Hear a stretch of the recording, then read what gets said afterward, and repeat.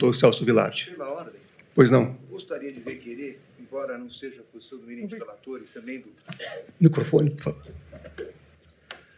Eu gostaria de requerer, senhor presidente, bom dia. Bom dia.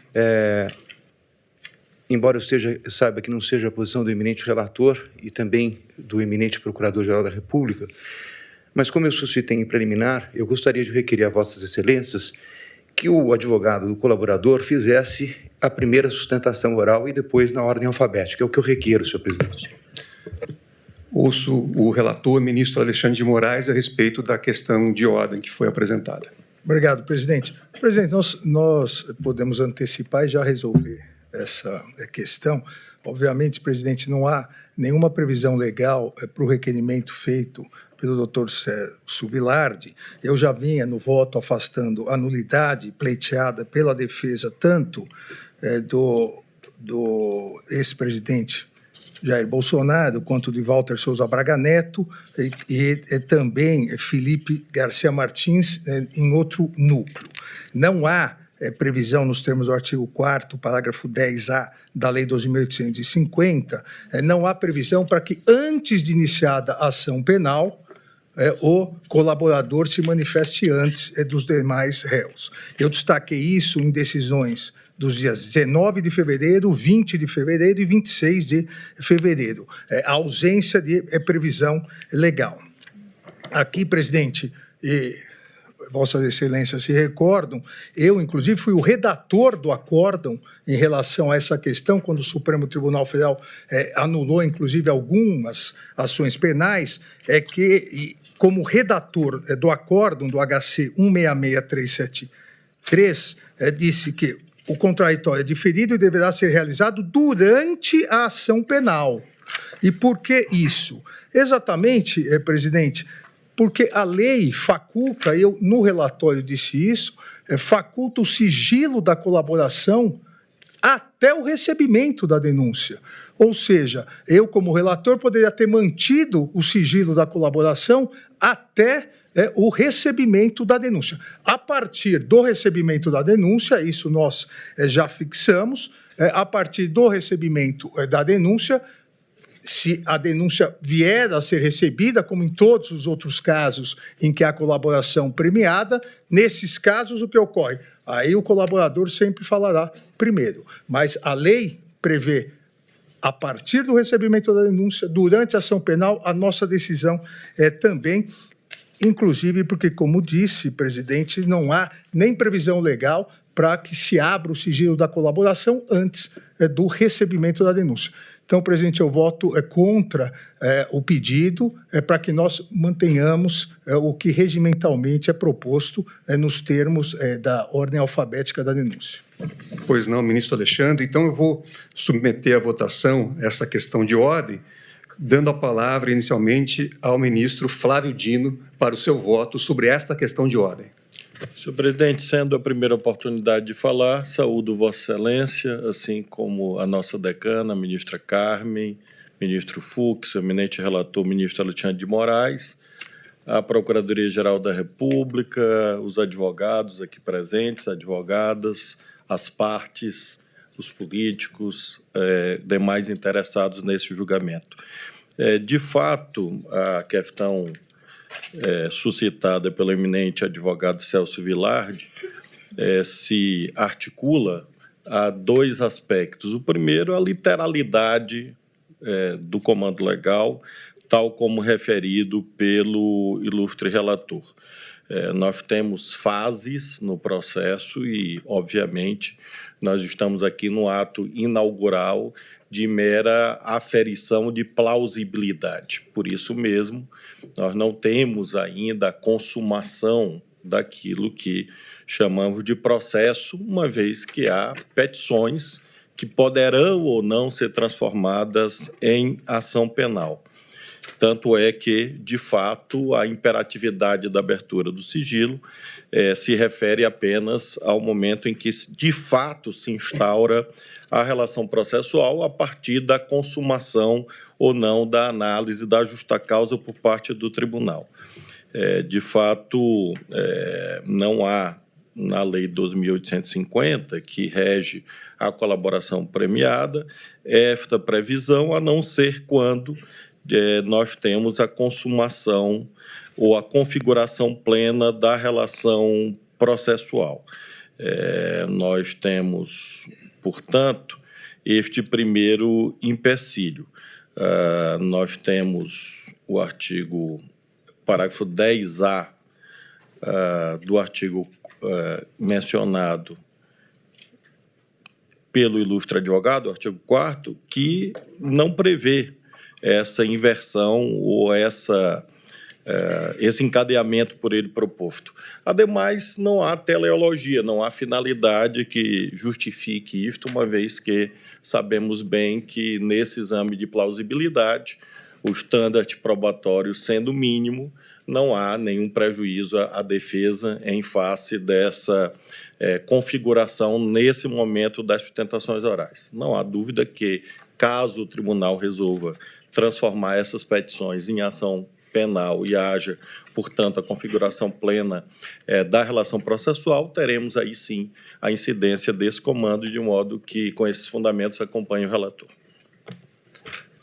Como vota o ministro Luiz Fux? Senhor presidente, queria saudar Vossa Excelência, Sua Excelência, a nossa decana, a ministra Carmen Lúcia, ministro Alexandre Moraes, ministro Flávio Dino, Sua Excelência, o Procurador-Geral da República, senhores advogados presentes.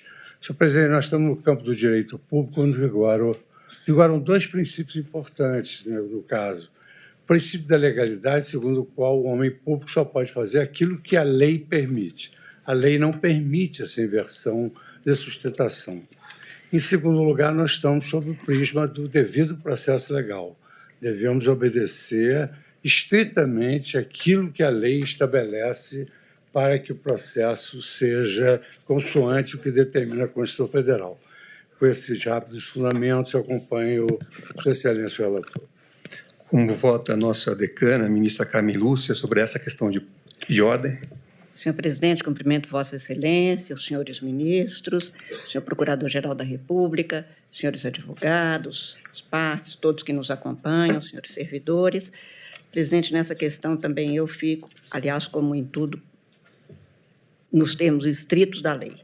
A lei estabelece, portanto, uma norma, que é a norma que está sendo seguida, no sentido exatamente de acompanhar a relação tal como listada dos denunciados.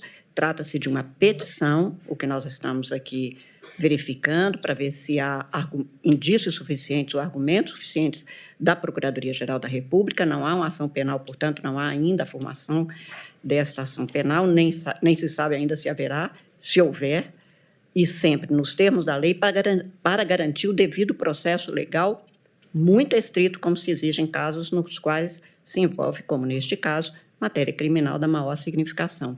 Por isso, eu, acompanhando o entendimento até aqui firmado pelos ministros, a partir do voto do ministro relator, também voto no sentido de indeferir o pleito formular, entendendo perfeitamente as razões do eminente advogado, doutor Celso Villate, apenas para garantir que, tanto neste como em todos os atos, há que se seguir o devido processo legal, e, neste caso, não há esta previsão, razão pela qual, senhor presidente, também eu voto no sentido de indeferir o requerimento. Agradeço a ministra Carmen Lúcia. Também eu estou acompanhando o eminente relator, ministro Alexandre de Moraes, por entender que, nesta fase em que não há uma ação penal, estamos analisando aqui o recebimento ou não de uma denúncia, não se aplica o entendimento firmado pelo plenário, inclusive em precedente do eminente ministro Alexandre de Moraes, que concede primeiro aos colaboradores a palavra e depois aos demais acusados, né, e réus, na verdade. Então, como aqui não temos aqui um processo instaurado, eu também acompanho o eminente ministro Alexandre de Moraes, compreendendo, evidentemente, as razões do eminente advogado Celso Villate. Então, proclamo o resultado em relação a essa questão de ordem. A turma, por unanimidade, resolveu a questão de ordem no sentido de indeferir o pedido nos termos do voto do relator.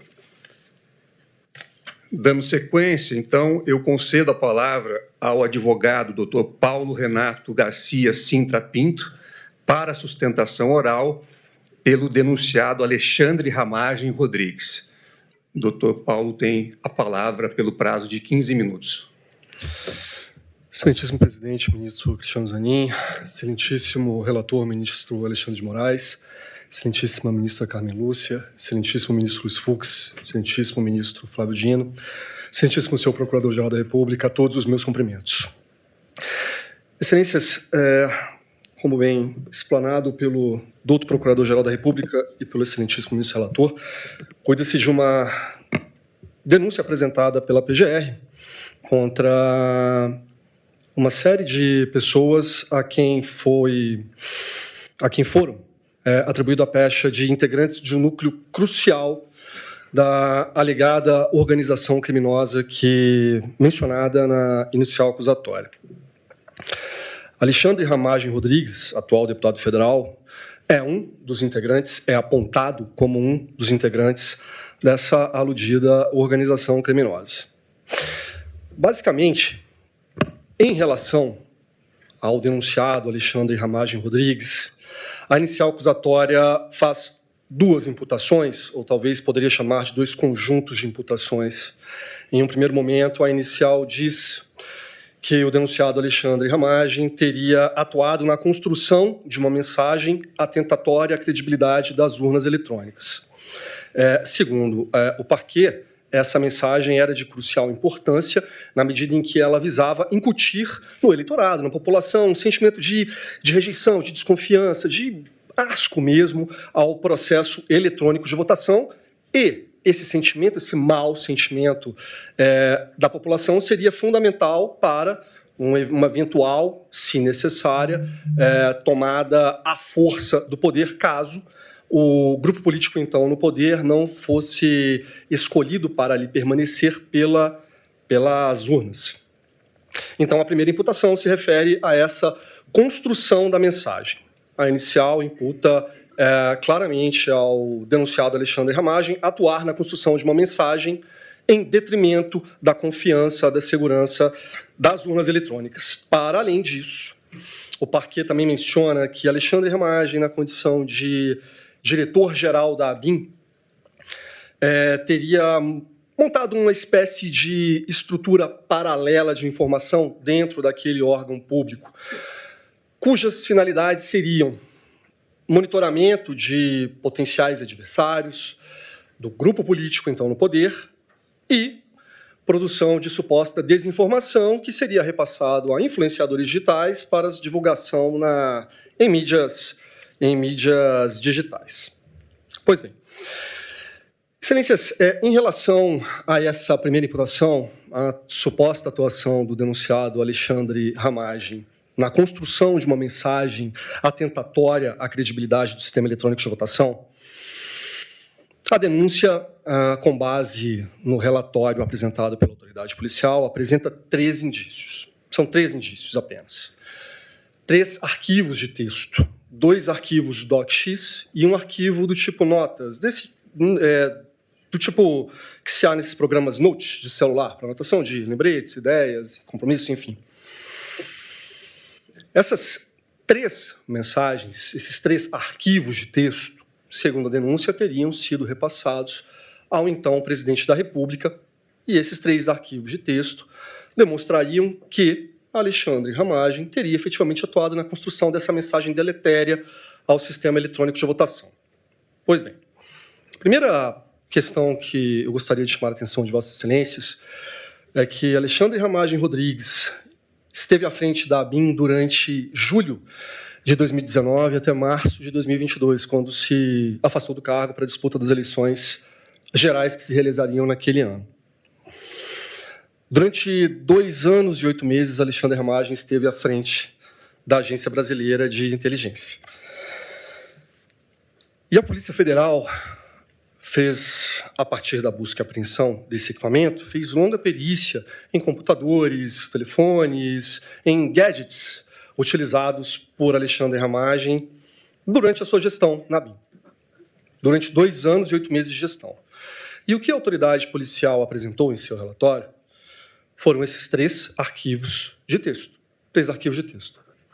Com todas as linhas devidas, sim, são indícios extremamente tímidos, singelos, da prática de um crime muito grave, da efetiva atuação do denunciado na construção de uma mensagem deletéria às urnas eletrônicas, porque tudo que há na denúncia, com base naquilo que foi colhido pela autoridade policial, são 3 arquivos de texto, e nada mais. E esses 3 arquivos de texto não trazem, e isso eu gostaria muito de realçar esse ponto, não trazem algo novo, algo inédito, algo criativo, porque, notem, excelências, estamos falando aqui da construção da mensagem. A inicial acusatória não imputou a Alexandre Ramagem a atitude de requentar uma mensagem ou de repetir aquilo que já vinha sendo dito. Não. Imputou a Alexandre Ramagem a construção de uma mensagem, a criação, a inovação.